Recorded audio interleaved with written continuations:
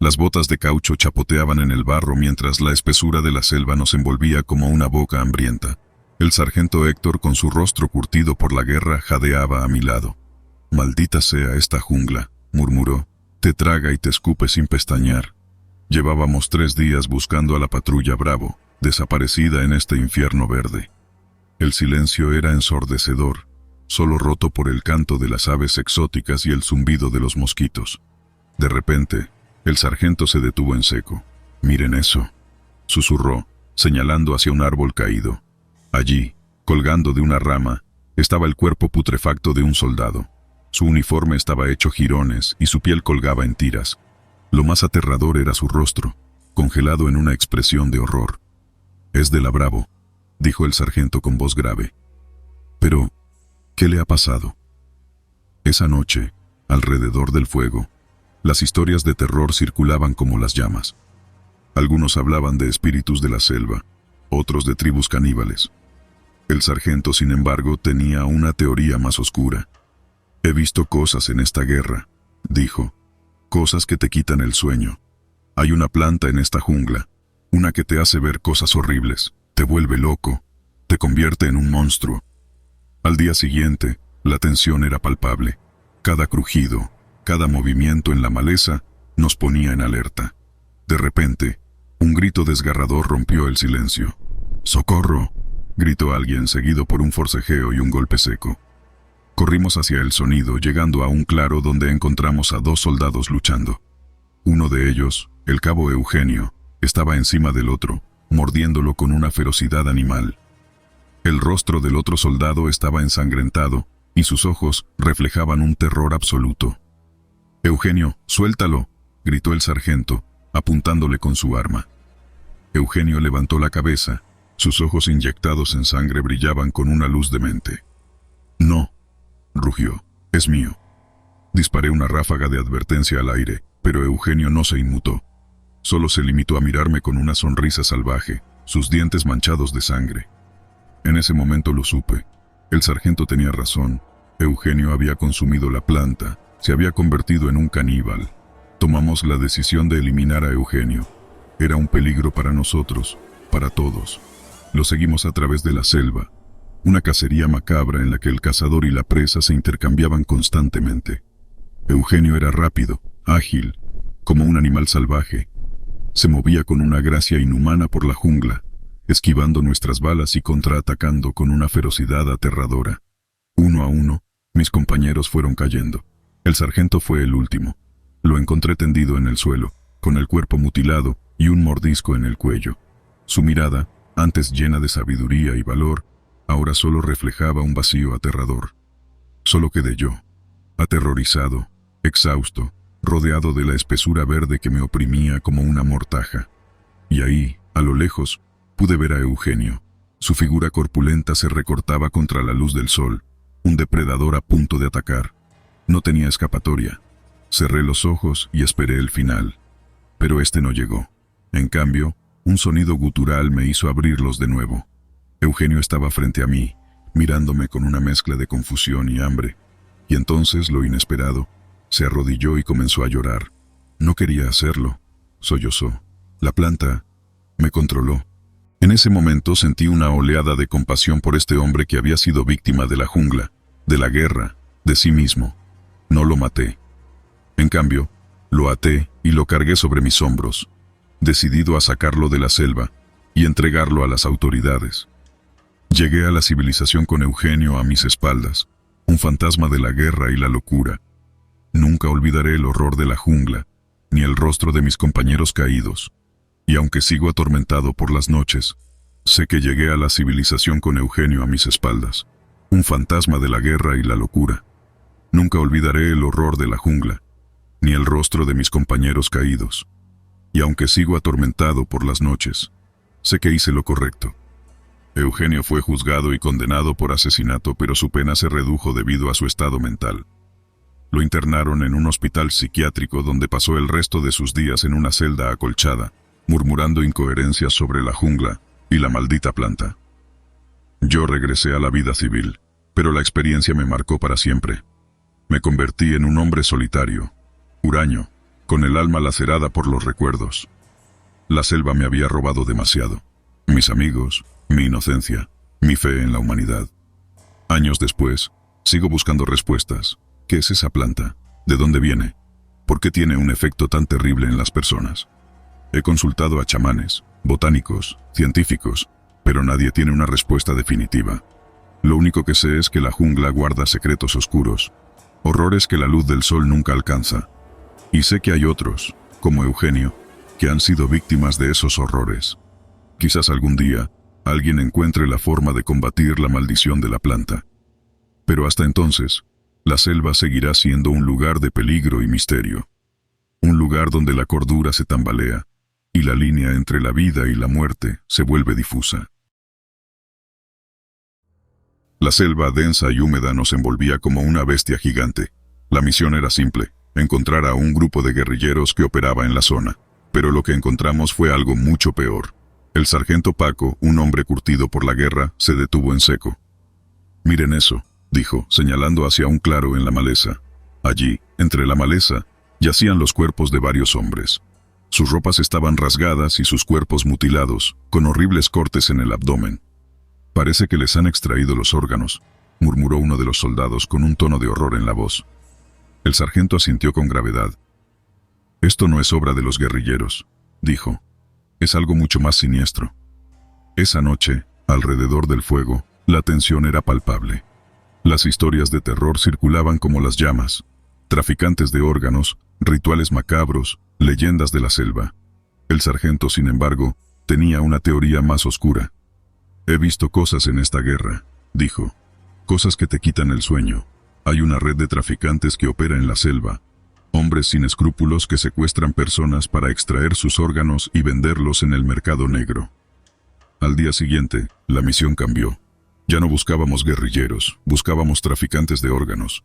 Seguimos las pistas que encontramos en la escena del crimen, adentrándonos cada vez más en la espesura de la selva.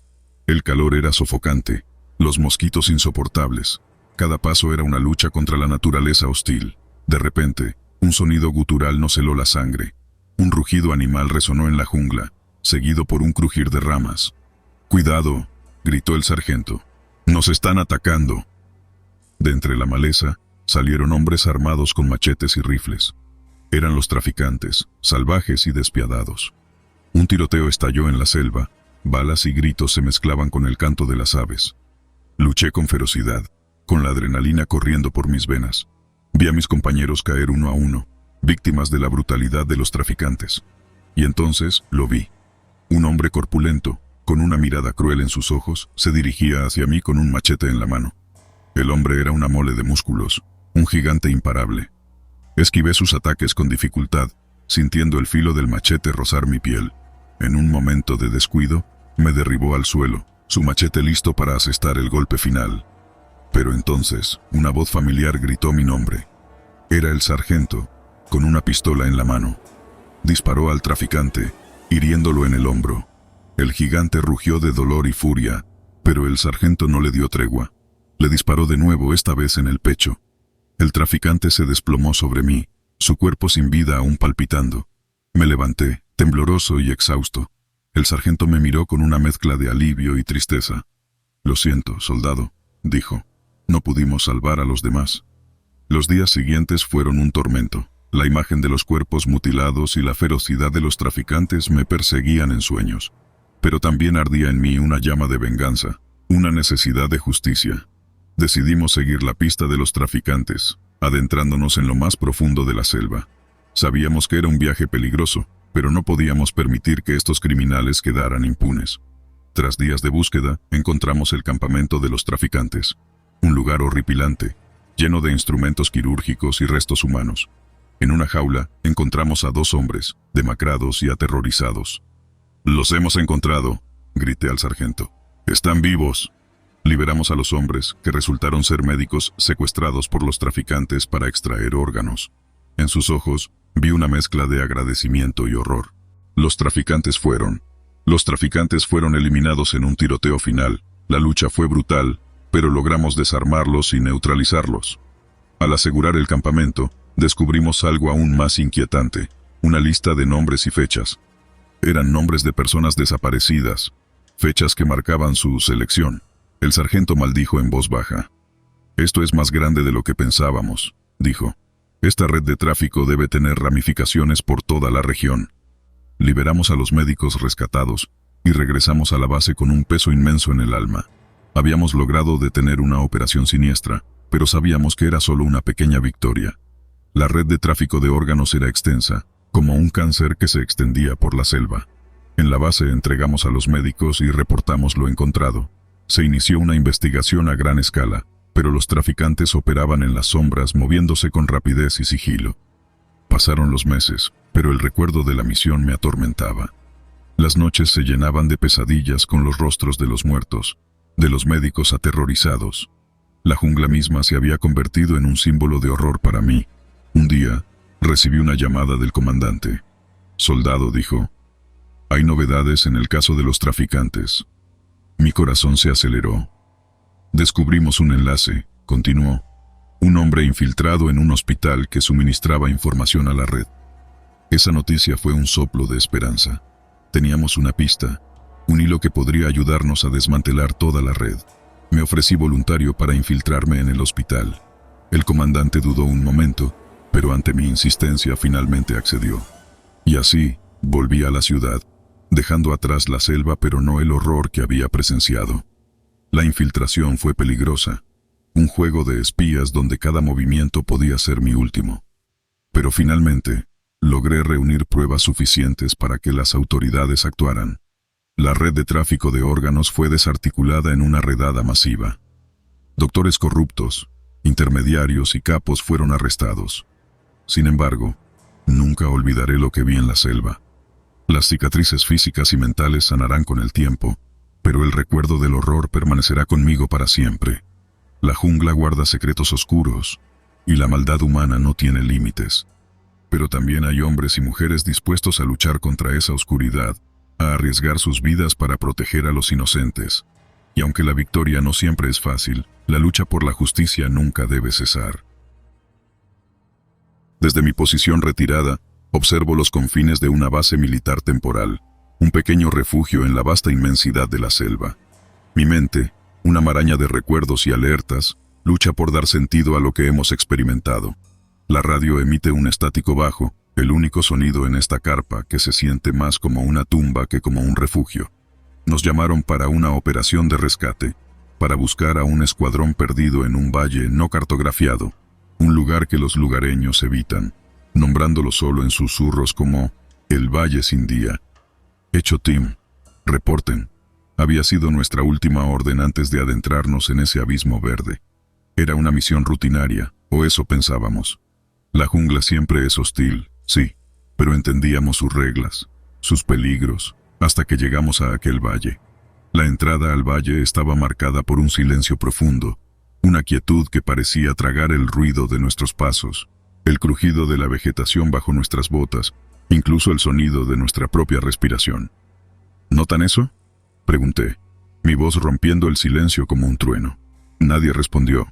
Sus miradas eran suficientes. Había un acuerdo tácito de que habíamos entrado a un territorio desconocido, regido por leyes que no comprendíamos. El reloj marcaba las 3 a.m. cuando establecimos el primer campamento. La oscuridad era total, una noche sin estrellas ni luna que iluminara el cielo. «Debería amanecer en unas horas», comentó Sánchez, intentando disipar la tensión con un optimismo que no sentía. Pero el amanecer nunca llegó. Permanecimos en una noche perpetua, una oscuridad que parecía engullir todo rastro de tiempo. En este lugar, el concepto del día había sido devorado, dejando solo una eternidad de sombras. Y no estábamos solos. Algo más habitaba el valle, una presencia que se movía en la periferia de nuestra visión, acechando en el límite de la luz de nuestras linternas. Las primeras 48 horas transcurrieron sin incidentes, más allá de la creciente sensación de desasosiego. Pero en la tercera noche, los ataques comenzaron. Primero fue el equipo de vigía, González y Martínez, encontrados muertos en su puesto, sus cuerpos desgarrados, como si alguna bestia salvaje los hubiera atacado, aunque ninguna huella marcaba el suelo a su alrededor. «¿Qué clase de animal hace esto?», murmuró López, su voz temblorosa mientras examinaba las heridas. Nadie respondió. La verdad era que ninguno de nosotros quería admitir la posibilidad que se cernía sobre nosotros, que lo que nos cazaba no era de este mundo. Los ataques se intensificaron, cada noche cobrándose más miembros de nuestro escuadrón, cada mañana dejándonos contar los cuerpos de nuestros caídos. La radio, nuestra única línea de comunicación con el exterior, emitía solo estática. Estábamos solos, abandonados a nuestro destino en este valle maldito. Entonces, en lo que debería haber sido el amanecer del quinto día, armamos una emboscada. Si es algo que vive, algo que mata, entonces puede morir, declaré, intentando infundir algo de coraje en los pocos que quedábamos. Nos escondimos entre la espesura, esperando a que nuestro cazador invisible se revelara. Pero no estábamos preparados para lo que encontramos. La criatura, si se le puede llamar así, era una sombra viviente, una oscuridad que se movía con intención, inteligencia. Nuestras balas parecían pasar a través de ella sin efecto, nuestras trampas, inútiles. Solo la luz parecía repelerla, hacerla retroceder a las profundidades de la selva. Perdimos a 2 más en esa confrontación, dejándonos en un estado de desesperación y miedo que consumía cualquier esperanza de salvación. La decisión de retirarnos, de intentar escapar del valle y de su eterna noche, fue unánime. Sin embargo, el camino de regreso parecía haber cambiado, como si la selva misma se hubiera reconfigurado para atraparnos dentro de su oscuro corazón. «Debemos seguir el río», sugirió Paco, la única opción que nos quedaba, una guía natural en este laberinto de sombras. Avanzamos, agotados y atormentados por el miedo, siempre con la sensación de ser observados, perseguidos por algo que se deleitaba en nuestra desesperación. La criatura nos acosó cada paso del camino, nunca permitiendo que bajáramos la guardia, atacando en los momentos más inesperados. Perdimos a Paco en uno de esos ataques, arrastrado hacia la oscuridad sin dejar rastro, su grito de terror resonando en la noche sin fin. Finalmente, cuando nuestras esperanzas estaban casi agotadas, vimos algo que parecía un milagro. El primer rayo de luz, un amanecer tardío que penetraba la cúpula de árboles. La criatura se rehusó a seguirnos bajo la luz creciente, retrocediendo a las sombras que habían sido su dominio. Al salir del valle, el sol nunca había sido tan bienvenido. Nos derrumbamos en el suelo, agotados, llorando y riendo a la vez, agradecidos por haber sobrevivido a la noche eterna. Pero nuestra alegría fue breve. Al volver a la base no encontramos la bienvenida de héroes que esperábamos, sino miradas de incredulidad y horror. Nadie creyó nuestra historia. ¿Cómo podrían hacerlo? Un valle donde la noche no termina, una criatura hecha de sombras, suena como el delirio de mentes quebradas por el estrés y el miedo. Pero nosotros sabemos la verdad. Nosotros llevamos las cicatrices, tanto físicas como mentales, de nuestra confrontación con lo inexplicable. Y mientras grabo esto, me pregunto si alguna vez volveré a ser el mismo. ¿Cómo puedes volver a la normalidad después de enfrentarte a las sombras vivientes y sobrevivir a una noche que parecía no tener fin? No lo sé. Lo único que sé es que el Valle Sin Día sigue allí, escondido en la selva, esperando a que otros incautos despierten a la oscuridad que reside en su interior. Así termina mi relato. Una advertencia para aquellos que se atrevan a explorar lugares que el mundo ha olvidado. Lugares donde la luz del día no llega y donde lo imposible acecha en la oscuridad. Que mi historia sirva como un faro, un recordatorio de que hay cosas en este mundo que están más allá de nuestra comprensión, y que algunas noches, especialmente aquellas sin fin, es mejor dejarlas sin explorar. El sol caía a plomo sobre la selva, un horno verde y húmedo que sofocaba hasta el alma. A mi alrededor, el pelotón avanzaba con cautela, camuflados entre la maleza. Nuestra misión, infiltrarnos en la República de San Cristóbal, un pequeño país gobernado por el tirano generalísimo Máximo Trujillo. Trujillo era un enigma, un hombre de bigote ridículo y mirada sanguinaria, que se había hecho con el poder a base de purgas y fusilamientos.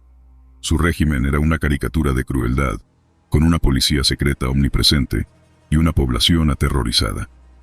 «Recuerda», susurró el sargento Paco, un veterano curtido en 1000 batallas. «El silencio es nuestra mejor arma. Si nos descubren, será la muerte segura». Avanzamos durante horas, sorteando trampas y patrullas enemigas. La tensión era palpable, el miedo un compañero constante. De repente, un sonido gutural nos heló la sangre. Un rugido animal resonó en la jungla, seguido por un crujir de ramas. «¡Cuidado!», gritó el sargento. «¡Nos están atacando!».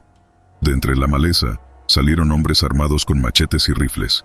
Eran los Tigres, la guardia pretoriana de Trujillo, una tropa de salvajes sin escrúpulos. Un tiroteo estalló en la selva. Balas y gritos se mezclaban con el canto de las aves. Luché con ferocidad, con la adrenalina corriendo por mis venas.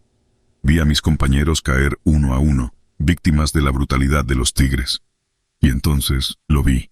Un hombre corpulento, con una mirada cruel en sus ojos, se dirigía hacia mí con un machete en la mano. El hombre era una mole de músculos, un gigante imparable. Esquivé sus ataques con dificultad, sintiendo el filo del machete rozar mi piel. En un momento de descuido, me derribó al suelo, su machete listo para asestar el golpe final. Pero entonces, una voz familiar gritó mi nombre. Era el sargento, con una pistola en la mano. Disparó al tigre, hiriéndolo en el hombro. El gigante rugió de dolor y furia, pero el sargento no le dio tregua. Le disparó de nuevo, esta vez en el pecho. El tigre se desplomó sobre mí, su cuerpo sin vida aún palpitando. Me levanté, tembloroso y exhausto. El sargento me miró con una mezcla de alivio y tristeza. «Lo siento, soldado», dijo. «No pudimos salvar a los demás. Solo quedábamos dos, el sargento y yo, prisioneros en la jungla, en un país hostil y a merced de un dictador sanguinario. Nos llevaron a una prisión en la capital, un lugar lúgubre y pestilente donde los gritos de los torturados eran la banda sonora del día a día. En la prisión conocimos a un grupo de rebeldes que luchaban contra el régimen de Trujillo. Eran hombres y mujeres valientes, dispuestos a dar su vida por la libertad. Entre ellos, conocí a Ana, una joven médica con ojos llenos de determinación y una sonrisa que iluminaba incluso la oscuridad de la celda. Ana me habló de la resistencia, de su plan para derrocar a Trujillo y construir una sociedad democrática. Su pasión era contagiosa y me uní a su causa sin dudarlo. Juntos, planeamos nuestra fuga de la prisión y nuestro papel en la rebelión. La fuga fue un éxito. Con la ayuda de los rebeldes, logramos salir de la prisión y llegar a la clandestinidad. Desde allí, comenzamos a organizar la resistencia, a preparar el golpe final contra el dictador. El día del levantamiento llegó. Las calles de la capital se llenaron de gente, protestando contra el régimen. Los rebeldes combatían con valentía contra la Guardia Nacional, y poco a poco, la balanza se inclinaba a nuestro favor. En un acto desesperado, Trujillo se atrincheró en su palacio rodeado por sus tigres más leales. Sabíamos que era el momento decisivo. Atacamos el palacio con todas nuestras fuerzas, en una batalla feroz y sangrienta. Finalmente, tras horas de lucha, logramos entrar al palacio. Encontramos a Trujillo escondido en un búnker. Pálido y tembloroso. El otrora dictador sanguinario ahora era un hombrecillo patético, despojado de su poder y su bravuconería. «¡Mátalos a todos!», chilló a sus guardias restantes, pero estos, viendo la marea en nuestra contra, depusieron las armas. El sargento Paco lo sujetó por el cuello, la ira brillando en sus ojos.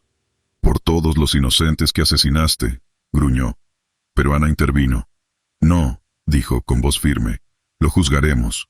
La justicia es lo que Trujillo nos ha negado». Trujillo fue sometido a un juicio justo y público. La gente presenció cómo el hombre que los había atormentado durante años se enfrentaba a sus crímenes. Finalmente, fue condenado a muerte. El día de la ejecución, una multitud se congregó en la plaza principal. Trujillo, despojado de todo excepto sus ropas raídas, fue conducido al cadalso. Sus ojos, que antes brillaban con locura y crueldad, ahora estaban vacíos y vidriosos. Cuando la soga se le colocó en el cuello, no hubo un grito de desafío, solo un jadeo ahogado. La trampa se abrió, y su cuerpo se balanceó sin vida. Un murmullo recorrió la multitud, una mezcla de alivio y tristeza. La caída de Trujillo no fue el fin de la lucha. El camino hacia la democracia era largo y difícil, pero ese día, en la plaza principal, con el cuerpo del dictador colgando del cadalso, supimos que habíamos dado un gran paso. Ana y yo permanecimos en San Cristóbal, ayudando a reconstruir el país. La selva, que había sido testigo de tanta violencia, ahora parecía respirar con mayor tranquilidad. Las heridas de la guerra sanaban lentamente, y la gente comenzaba a soñar con un futuro mejor. Sin embargo, nunca olvidaré el horror que presencié bajo el régimen de Trujillo. Las mazmorras de la prisión, el rugido de los tigres, la mirada asesina del dictador. Son recuerdos que me persiguen en las noches. Un recordatorio constante del precio de la libertad. Pero también recuerdo la valentía de la resistencia, la sonrisa de Ana en la oscuridad de la celda, el júbilo en las calles el día de la liberación. Son esos recuerdos los que me dan fuerzas para seguir adelante, para creer en la posibilidad de un mundo mejor. Un mundo donde la tiranía no tenga cabida, ni en la selva ni en ningún otro lugar. Nunca creí que lo que empezó como una misión rutinaria de desminado en la jungla de Camboya se convertiría en la historia más aterradora de mi vida. Ahora, sentado en la seguridad de mi habitación, las manos me tiemblan mientras escribo. No por el frío, sino por el recuerdo imborrable de aquella operación que denominamos, irónicamente, Espíritu Verde. La misión tenía como objetivo limpiar un área densamente boscosa, supuestamente minada durante conflictos anteriores. Éramos un equipo de 5, el capitán James, un líder nato con más cicatrices en el alma que en el cuerpo, Rodríguez, el bromista del grupo, siempre con una sonrisa a pesar de la humedad y los mosquitos, Sara, la ingeniera, cuyo ingenio para desactivar explosivos solo era superado por su bondad, Thompson, el novato, con ojos que aún no habían visto la suficiente oscuridad del mundo, y yo, Michael, especialista en reconocimiento y narrador de nuestra desgracia. La mañana del 23 de julio comenzó con un cielo plomizo, como si la propia naturaleza presagiara nuestra odisea. Rodríguez bromeó diciendo que incluso el sol tenía miedo de lo que nos esperaba. Si tan solo hubiéramos sabido. Avanzamos a través de la espesura, el suelo húmedo bajo nuestros pies, y el sonido de la fauna como banda sonora de nuestra marcha. Todo parecía normal, si es que algo en la selva puede considerarse normal, hasta que encontramos la primera trampa. No era como las habituales minas antipersonales a las que estábamos acostumbrados. Era más antigua, con símbolos que ninguno de nosotros había visto antes, grabados en la madera que la rodeaba. Sara se arrodilló para examinarla más de cerca. «Esto no es militar, es algo diferente», murmuró, más para sí misma que para nosotros. De repente el suelo bajo ella cedió, revelando un pozo oculto. Por instinto Thompson y yo la agarramos de los brazos, impidiendo que cayera en lo que hubiera sido una muerte segura.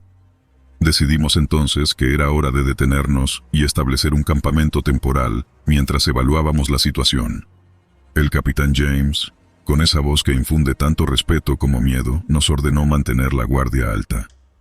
Esa noche, los sonidos de la selva parecían más intensos, más siniestros. Las horas oscuras transcurrieron sin incidentes hasta que, cerca de la medianoche, Rodríguez, de guardia, despertó a todos con un grito ahogado. Corrimos hacia él y lo encontramos paralizado, señalando hacia la densidad de la selva. «Ojos», fue todo lo que pudo decir antes de desmayarse. Lo que vimos entonces desafía toda lógica y razón. Pares de ojos luminosos, no humanos, nos observaban desde la oscuridad, inmóviles, silenciosos. El capitán James, armado con una determinación que pocos hombres poseen, disparó su rifle hacia la oscuridad, pero los ojos solo parpadearon, inafectados. Al amanecer, Rodríguez estaba febril y delirante, hablando de voces que le susurraban desde la tierra. Decidimos evacuar, dejar atrás ese lugar maldito, pero la selva, como si fuera un ser consciente, parecía resistirse a nuestra partida. Cada paso era una batalla, y las trampas, más frecuentes y más extrañas. Fue entonces cuando Thompson, adelantándose imprudentemente, cayó en una trampa diferente. Era un círculo de piedras con más de esos incomprensibles símbolos. Escuchamos un grito, pero cuando llegamos, solo estaba su equipo en el suelo. De él, ni rastro. Los eventos que siguieron son un torbellino de horror y desesperación. Sara afirmó ver sombras moviéndose, figuras humanas que no emitían sonido alguno. El capitán James, nuestro pilar de fuerza, comenzó a murmurar sobre antiguos castigos y deudas olvidadas. La cordura parecía abandonarnos tan rápidamente como la esperanza. Decidimos movernos en formación cerrada, con la esperanza de que hubiera seguridad en números. Pero la selva tenía otros planes. Una neblina espesa comenzó a surgir del suelo, tan densa que apenas podíamos vernos unos a otros a pesar de la cercanía. Fue en ese momento de confusión y miedo que perdimos a Sara. Un momento estaba allí, y al siguiente, Solo quedaba una silueta en la niebla. Rodríguez, a pesar de su fiebre, comenzó a recitar un mantra que nunca antes había escuchado. Palabras en un idioma que no reconocía. Su voz, extrañamente calmada, contrastaba con el caos que nos rodeaba. El capitán James y yo nos miramos, sabiendo que cada paso podía ser el último, pero decididos a encontrar una salida. Finalmente, la neblina comenzó a disiparse, revelando un paisaje que no recordábamos haber cruzado. Estábamos en un claro, dominado por un árbol gigantesco que parecía tan antiguo como el mundo mismo. A sus pies yacían las pertenencias de nuestros compañeros desaparecidos, dispuestas en un círculo perfecto. El capitán James se acercó al árbol, sus manos temblorosas tocando la corteza marcada con los mismos símbolos que habíamos visto en las trampas. «Es un altar», susurró.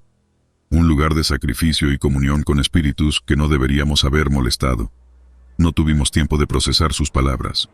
Del suelo comenzaron a emerger formas, no totalmente materiales, pero visibles. Siluetas de soldados, civiles, animales, todos atrapados en un tormento eterno. Rodríguez, con la última pizca de su fuerza, se lanzó hacia el árbol. Sus palabras ahora un grito desgarrador que parecía tanto una súplica como un exorcismo. El mundo tembló, o así lo sentimos, y un estruendo sordo llenó la selva, silenciando todo otro sonido. Cuando la vista y el equilibrio nos fueron devueltos, el claro estaba vacío. Ni el árbol ni las figuras estaban ya allí. Solo nosotros dos, el capitán James y yo, parados en medio de una selva repentinamente tranquila. No hablamos de lo sucedido mientras encontrábamos el camino de regreso a la civilización. Las palabras parecían inadecuadas, triviales. Fue solo cuando fuimos rescatados y nos vimos obligados a dar nuestro informe que intentamos articular la pesadilla vivida. Pero ¿cómo explicar lo inexplicable? ¿Cómo convencer a otros de que lo que experimentamos fue algo más allá de la comprensión humana? Rodríguez nunca fue encontrado, al igual que Sarah y Thompson. Las búsquedas concluyeron sin resultados, y nuestras historias fueron recibidas con escepticismo y dudas. Pero el capitán James y yo sabemos la verdad. Llevamos las cicatrices no en nuestros cuerpos, sino en nuestras almas. Hoy escribo esto no como una advertencia, ni como un intento de buscar entendimiento o compasión. Lo escribo como un exorcismo de mis propios demonios, una confesión de los horrores que viví. La selva guarda secretos antiguos, algunos demasiado terribles para ser descubiertos.